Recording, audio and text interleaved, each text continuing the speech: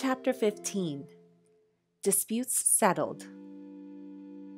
Solomon Owl looked so wise that many of his neighbors fell into the habit of going to him for advice. If two of the forest folk chanced to have a dispute which they could not settle between them, they frequently visited Solomon and asked him to decide which was in the right.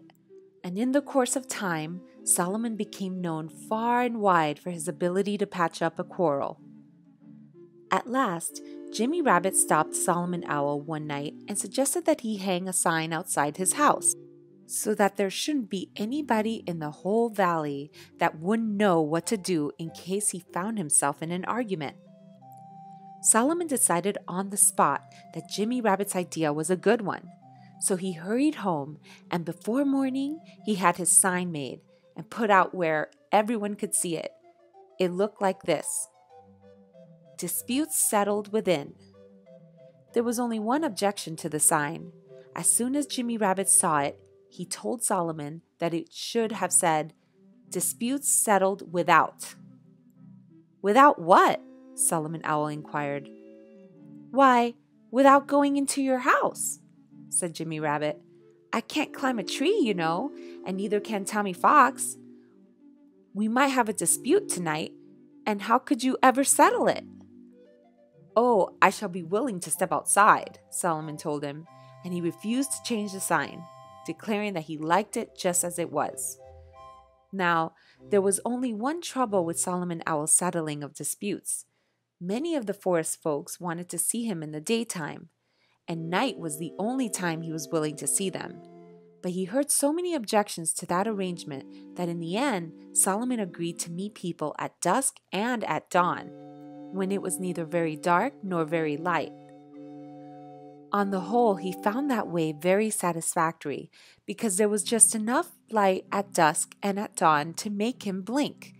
And when Solomon blinked, he looked even wiser than ever. Well, the first disputing pair that came to Solomon's tree after he hung out his new sign were old Mr. Crow and Jasper Jay. They reached the hemlock grove soon after sunset and squalled loudly for Solomon. Hurry! Mr. Crow cried, as soon as Solomon Owl stepped outside his door. It will be dark before we know it, and it's almost our bedtime. What's your difficulty? Solomon asked them. Mr. Crow looked at Jasper Jay, and then he looked at Solomon again. Maybe you won't like to hear it, he said, and he winked at Jasper. But you've put out this sign, so we've come here. You've done just right, exclaimed Solomon Owl. And as for my not liking to hear the trouble, it's your dispute and not mine, so I don't see how it concerns me, except to settle it. Very well, Mr. Crow answered. The dispute, then, is this.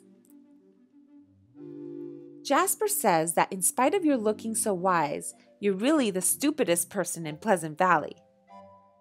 He does, eh? Cried Solomon Owl, while Jasper Jay laughed loudly. And you, of course, do not agree with him, Solomon continued. I do not, Mr. Crow declared. Good, said Solomon, nodding his head approvingly. No, I do not agree with Jasper Jay, Mr. Crow said. I claim that there's one person more stupid than you are, and that's Fatty Coon. Well, Solomon Owl certainly was displeased, and it didn't make him feel any happier to hear Jasper Jay's boisterous shouts or the hoarse ha-ha of old Mr. Crow. I hope you can decide which one of us is right, Mr. Crow ventured.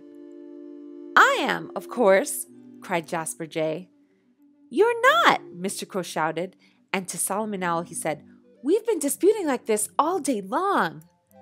Solomon Owl didn't know what to say. If he announced that Jasper was right, it would be the same as admitting that he was the stupidest person in the whole neighborhood. And if he said that old Mr. Crow's opinion was correct, he would not be much better off. Naturally, he didn't want to tell either of them that he was right. I'll have to think about this, Solomon observed at last. We don't want to wait, said Mr. Crow. If we keep on disputing, we're likely to have a fight. Now Solomon Owl hoped that they would have a fight, so he was determined to keep them waiting for his decision. Come back tomorrow at this time, he said.